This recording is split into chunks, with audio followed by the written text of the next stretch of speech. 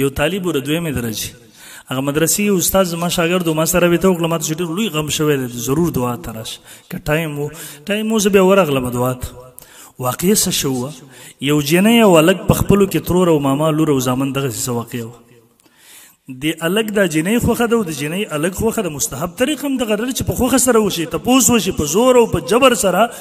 د عاقل بالغ هلک یا جنۍ نکاح کول چې مور او پلار یې ورته په زور او په جبر تړي هلک او جنۍ په غیر راضي نه وي زموږ فقهاو لیکلي دي دا نکاح نه کېږي دا خو جبر دی دا خو ته نکاح نه کېده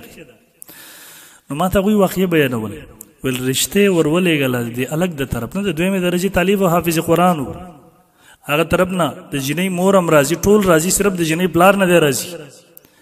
جنۍ هم دقه هلک خوښ دی د هلک هم جنۍ خوښه ده د هغې نه څه ورځې پس یو بله رشته پسې راله او د جنۍ هغې ته ورکړه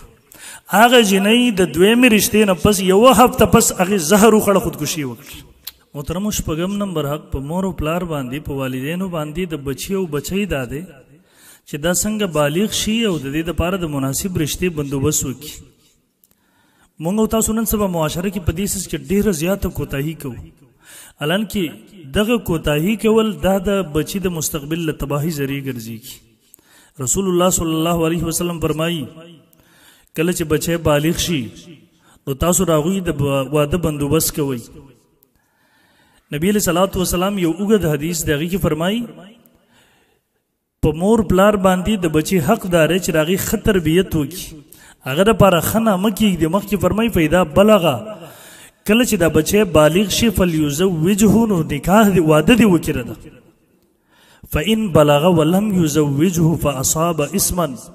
کچرته دا بچی بالغ شو او دور له واده ونه کو او بیا دې ګناه وکړله د بچي نه خدا نه خواسته په معاشره کې دا ګناه شکار شو د مشکل سره مخامخ شو فإنما اسمه على أبيه نو د دې ګناه به په پلار باندې یعنی دا پلار هم په دې کې شریک دی کچرته دغه پلار کوتاهي کړې یو بزرګ زنانه تېره شوې ده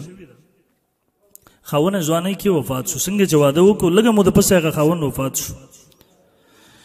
بیا دغه د مریدانو یو لویه حلقه وه زنانه مریدان یې وي الله الله کې ژوند تېروو نیکان خلک و هغه وخت کې یو چا ورنه تپوس وکړو هغه بزرګې زنانه نه ورته ویل څه وصیت راته وکړه دې زنانو ته وایي وصیت درته دا کومه چې کله بچی یا بچی دي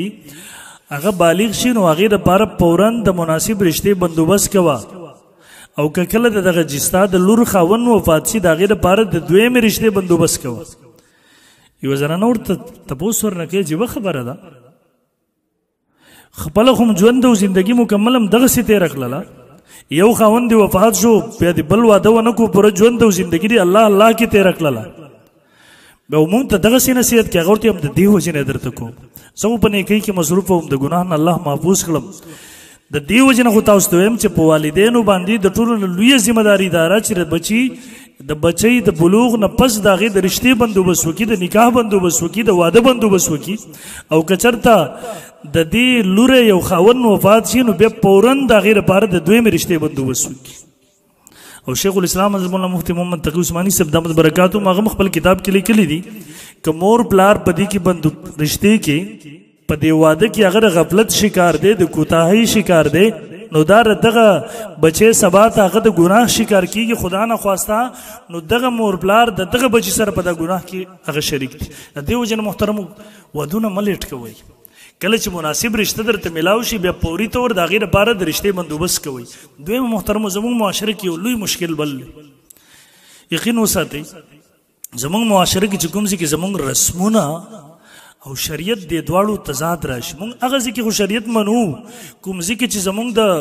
پښتو د رواج او د پښتو د غیرت سره نه ټکراویږي لیکن هغه ځای کې چې کله دا د پښتو او د رواج سره ټکراویږي هغه ځای کې مونږ شریعت پرېږدو د الله حکم پرېږدو د الله د پیغمبر سنت پرېږدو په هغه ځای کې ما او تا خپل د پښتو هغه غیرت او جهالت ته ترجیح ورکړو تاسو ګورئ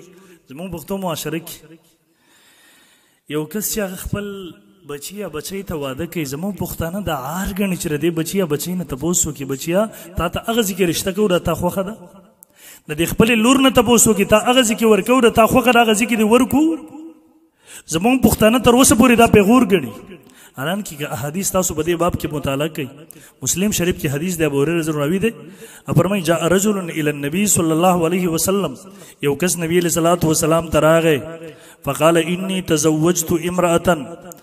الله پیغمبر ماری وی زنانه سره نکاح کړی د من الانصاری د انصارونه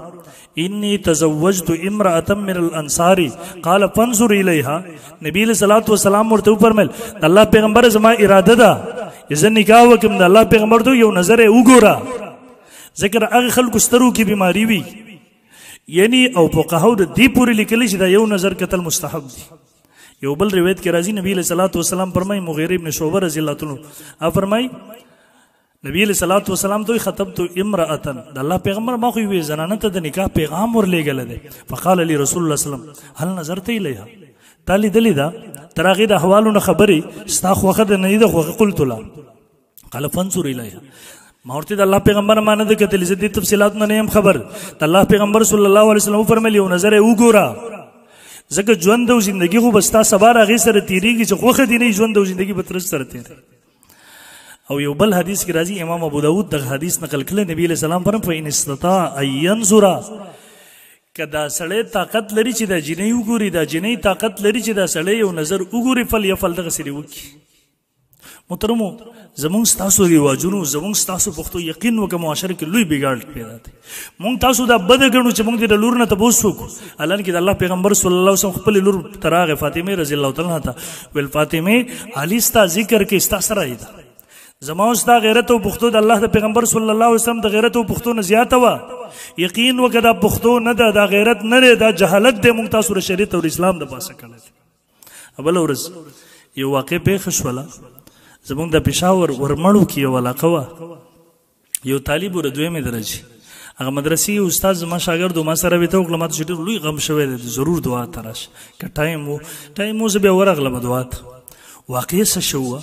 یو جنۍ او هلک په خپلو کې ترور او ماما لور او زامن دغسې څه واقع وه د هلک دا جنۍ خوښه ده او د جنۍ هلک خوښه ده مستحب طریق هم دغه چې په خوښه سره وشي تپوس وشي په زور او په جبر سره د عاقل بالغ هلک یا جنۍ نکاح کول چې مور او پلار یې ورته په زور او په جبر تړي هلک او جنۍ په غیر راضي نه وي زموږ فقهاو لیکلي دي دا نکاح نه کېږي دا خو جبر دی دا خو ته نکاح نه کېده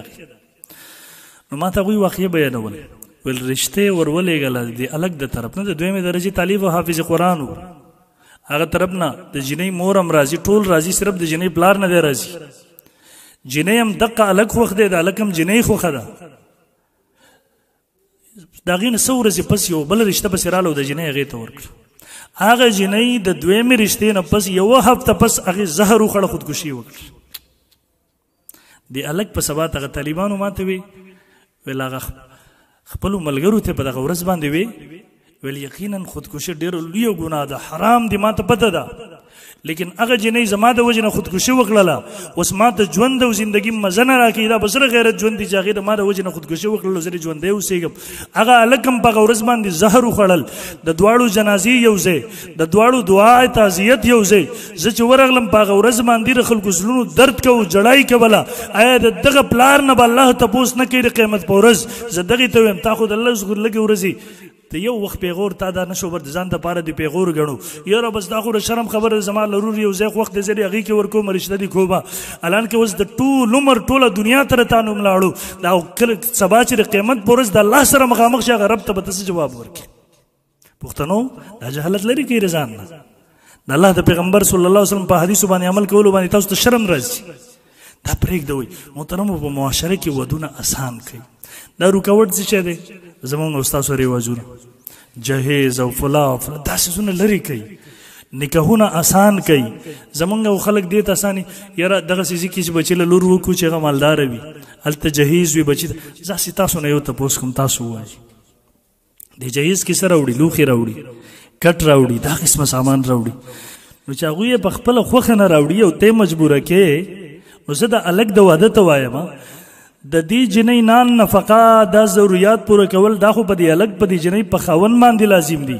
نو اوس والا کوم سیس ته پاره چې تا هغوی مجبور کړله هغه کټ چې هغه د جنۍ هغې خو تاله خپله لور درکړه هغه ستا کور ته راولېږل هغه ستا سره اوس ژوند او زندګي تېري په تا باندې لازم دی چې د هغې ضروریات پوره کړي تاله به شرم او حیا نه راځي چې په کم لوښي د هغې د پلار د کوره راغلی دي په هغه لوښو کې ته خوراک کې لور هم درله درکړله اوس ته لوښي هم غواړې کم کټ چې هغوی تا ته کړی دی په هغه کټ کې ته سملې تا ته به خپل غیرت د دې اجازت درکړي که په خپله خوښه کوي جدا خبره ده لیکن څوک مه مجبوره کوي محترمو بهرحال محترمو خبره مانه اوږدېږي زه په دغې خبر راغونډو نکاحونه آسان کوي کومه معاشره کې چې نکاح ګرانه شي واده ګرانه شي هلته زنا آسانېږي فحاشي زیاتېږي د الله دپاره لږ اسلام ته راشئ شریعت ته راشئ دې کې چین دی دې کې سکون دی دې کې خوشحالي ده دا د پښتو رواجونه دا غیرتونه دا جهالتونه دي دا پرېږدوئ ختم کړئ